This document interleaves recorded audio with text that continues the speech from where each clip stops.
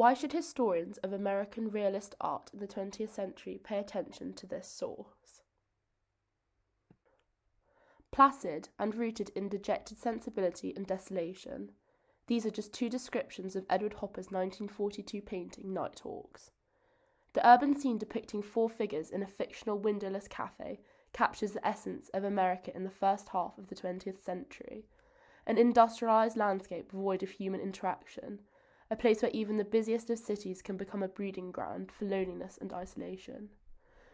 The stark realism of Hopper's work plays an instrumental role in America's wider cultural tapestry, as corroborated by the abundance of subsequent literature discussing the relevance of art and movements such as realism and modernism. Such prolific theoretical movements, paired with more tangible historical events occurring during the 1930s and 40s, such as America's entry into the Second World War, rapid urbanization, and crucially the effects of the Great Depression, are all intrinsic themes apparent within Hopper's work. This source is therefore extremely useful to historians of America's art history, as it captures the interlinked nature between cultural movements and actual historical events. I will later be discussing the historiographical commentary surrounding Nighthawks, but will firstly provide an analysis of the source itself. My analysis of this painting will emphasize the relationship between the viewer of the source and its contents, and Hopper's arguably paradoxical ability to evoke feelings of sentimentality from a seemingly detached piece. Hopper's use of light is an acclaimed strategy used to frame the fundamental composition of his work. In this instance, the cafe in Nighthawks is the singular source of light in the piece, emitting a cool yellow glow in a deliberate and effective strategy to direct the viewer's gaze inwards. Understanding the composition of the light in this instance is also fundamental in establishing how Hopper intended for the viewer to be witnessing the scene from a literal place of darkness looking inwards. Historians are able to utilize our contextual understandings of the period to infer that the darkness of Nighthawks is a reference to the blackouts happening across the United States' urban areas at the time of painting in 1942.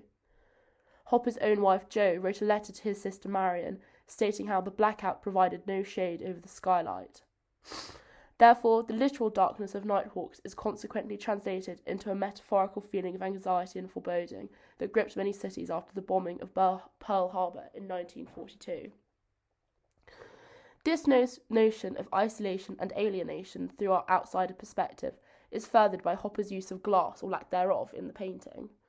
From our perspective, the cafe has no doors, and the large windows are painted in a manner suggesting that there is no glass.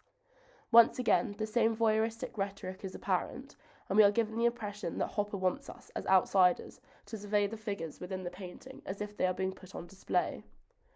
The figures themselves provide art and cultural historians with an excellent insight into the general mood of America's wartime public. The most notable feature of his figures in Nighthawks is the palpable sense of isolation amongst the cafe dwellers, despite their physical closeness.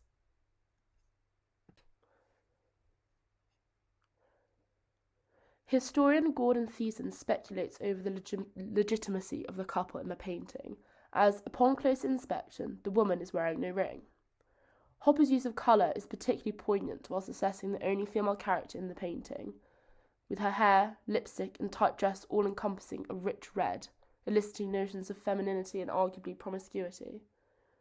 The overlapping but crucially untouching hands are also indicative of the isolationist and solitary elements that underpin much of Hopper's work.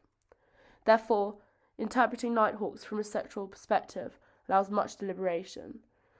The fact that neither man nor woman is wearing a ring alludes to their unmarried and unengaged status, but the pair's physical closeness and proximity is indicative of their togetherness. Sexual deviance out of wedlock at the time of painting in the 40s was undeniably socially regressive. As such, displays of affection within public realms, such as the cafe curated by Hopper, were not tolerated by society, and certainly did not uphold America's traditional puritanical views. The other characters featured in the source represent other core American ideals during the period. The faceless man with his back turned is perhaps the most visually poignant representation of the increased emphasis of individualism and anonymity within society, a product of urbanization and industrialization. I will be discussing these themes in greater detail during my historiographical analysis of this source. Similarly, the singular employee dressed incongruously in white is a reference to Americans' growing consumer culture, where the hunched figure fails to capture the gaze of any consumer in the painting. In fact, the lack of eye contact between any figure in the source is perhaps Hopper's most useful tactic in composing the disjointed tone of the piece through the sense of silence we as viewers consume. Such methods are effective in reiterating the palpable sense of intimacy within the source, once again giving those onlooking the impression that they are gaining insight into a hauntingly mundane view of American life. From a historiographical perspective, Nighthawks as a source has aroused much discourse from every facet of American academia, stirring responses from theorists within the realism and modernist movements, as well as poets, writers, and cultural and social historians.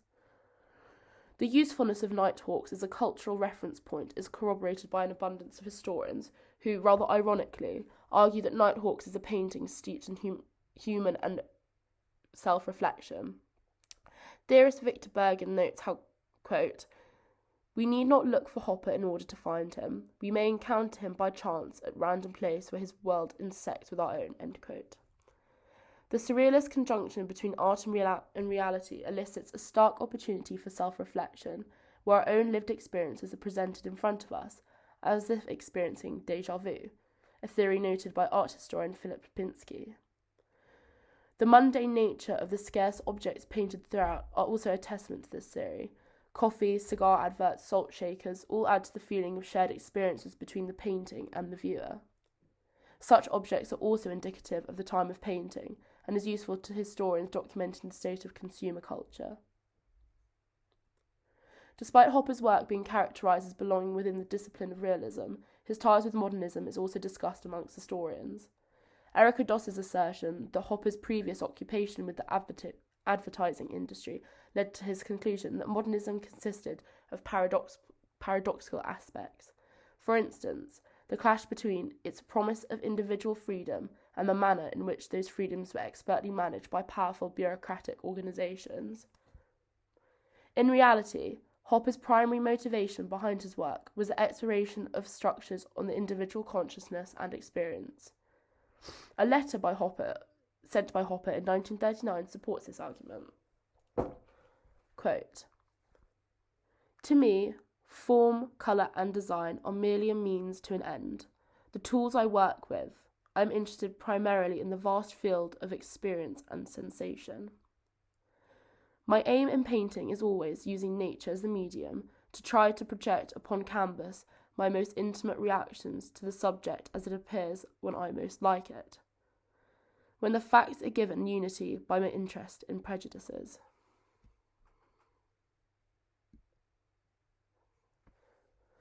Therefore, Edward Hopper's 1942 painting Nighthawks is fundamental in understanding the complexities of realism as an artistic and theoretical cultural field within American history. The power of this source lies in its ability to both educate the viewer with the bleak reality of wartime America through Hopper's focusing on commercialism and urban isolation, and its effectiveness at allowing an outsider not to apply their own lived experiences to the world. The notoriety of Nighthawks is a testament to its usefulness as a cultural artefact within America's 20th century narrative. Thank you very much for listening, and I have attached my bibliography on the following slide.